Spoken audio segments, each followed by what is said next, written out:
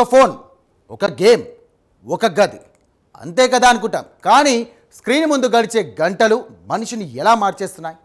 ఆటగా మొదలైన అలవాటు ఆలోచనలను అలాగే ప్రవర్తనను కూడా మార్చేస్తోందా? కర్ణాటకలో జరిగిన ఒక ఘటన ఇప్పుడు అందరినీ ఒక ప్రశ్న అడిగేలా చేస్తోంది. పిల్లలు గేమ్ ఆడుతున్నారా లేక గేమే వాళ్ళ జీవితాన్ని ఆడుకుంటోందా? ఇంతకీ ఆ రోజు ఆ ఇంట్లో అసలు ఏం జరిగింది? సరదా ఎక్కడ ముగిసింది? ప్రమాదం ఎక్కడ మొదలైంది? అది తెలియాలంటే ఈ స్టోరీ మీరు చూడాల్సిందే.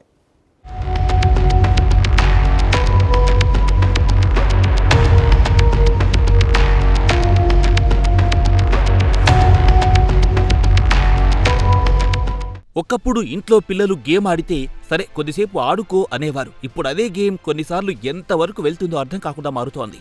స్క్రీన్పై మొదలైన అలవాటు నిజ జీవితంలో ప్రవర్తనను మార్చేస్తోంది. గెలుపు ఓటమి మధ్య ఇరుక్కుపోయిన మనుషులు కుటుంబాలని కోల్పోయే స్థాయికి వెళ్తున్నాయి. కర్ణాటకలో జరిగిన ఓ ఘటన ఇప్పుడు ఈ ప్రశ్నలను ముందుకు తీసుకొచ్చింది. కొప్పల్ జిల్లాలోని ఓ ఇంట్లో ఆ రోజు సాధారణంగానే మొదలై ఉండొచ్చు. కుటుంబ సభ్యులు తమ పనుల్లో ఉండి ఉంటారు. కానీ కొద్దిసేపటికే అదే ఇల్లు భయానక ఘటనకు వేదికకింది. కుటుంబ సభ్యుల మధ్య ఏం మాట్లాడారు, ఆ క్షణంలో ఏం జరిగిందన్నది ఇంకా పూర్తిగా బయటకు రాలేదు. కానీ జరిగిన దాడి మాత్రం ఓ కుటుంబాన్ని చీల్చేసింది.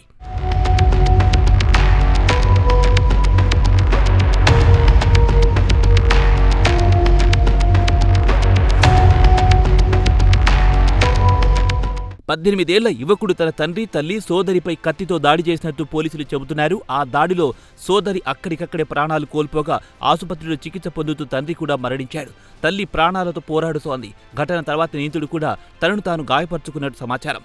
ప్రస్తుతం అతడు చికిత్స పొందుతున్నాడు. అయితే ఈ కేసులో పోలీసుల దృష్టిని ఆకర్షించిన అంశం ఆన్లైన్ గేమింగ్. ప్రాథమిక విచారణలో యువకుడు గేమింగ్కు ఎక్కువగా అలవాటు పడ్డాడనే సమాచారం బయటకొచ్చినట్టు తెలుస్తోంది. అయితే పోలీసులు ఇంకా స్పష్టమైన నిర్ణయానికి రాలేదు. గేమింగ్ ఒక్కటే కారణమా లేక కుటుంబంలో ఇతర ఒత్తిళ్లు, వ్యక్తిగత సమస్యలు కూడా ఉన్నాయా అన్న కోణంలో దర్యాప్తు కొనసాగుతోంది.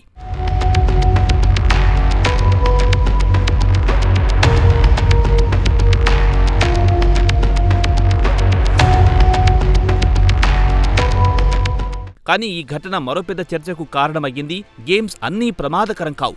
లక్షల మంది వినోదం కోసం ఆడుతారు. కానీ ఎప్పుడు సమస్య మొదలవుతుంది అంటే ఆట సమయాన్ని నియంత్రించడం మానేసినప్పుడు, గెలవాలనే ఆవేశం, ఓడిపోతే కోపం, గంటల తరబడి ఒంటరిగా గడపడం, నిద్ర, భోజనం, కుటుంబం అన్నీ పక్కకు వెళ్ళిపోవడం, ఇవన్నీ కలిస్తే అలవాటు క్రమంగా వ్యసనంగా మారే ప్రమాదం ఉందని నిపుణులు చెబుతున్నారు.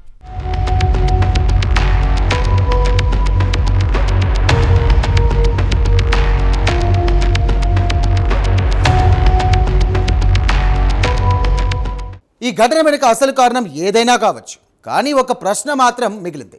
మన పిల్లలు ఫోన్లో గేమ్ ఆడుతున్నారా లేక ఆ గేమ్ వాళ్ళ సమయం, ఆలోచనలు, ప్రవర్తనను ఆడుకుంటోందా? స్క్రీన్ ముందు గడిచే గంటలు నిజ జీవితంలో ఏం మార్చుతున్నాయో గమనిస్తున్నామా? ఎందుకంటే కొన్నిసార్లు ప్రమాదం బయట నుండి రాదు, చేతిలో ఉన్న ఫోన్ నుండే మొదలవుతుంది.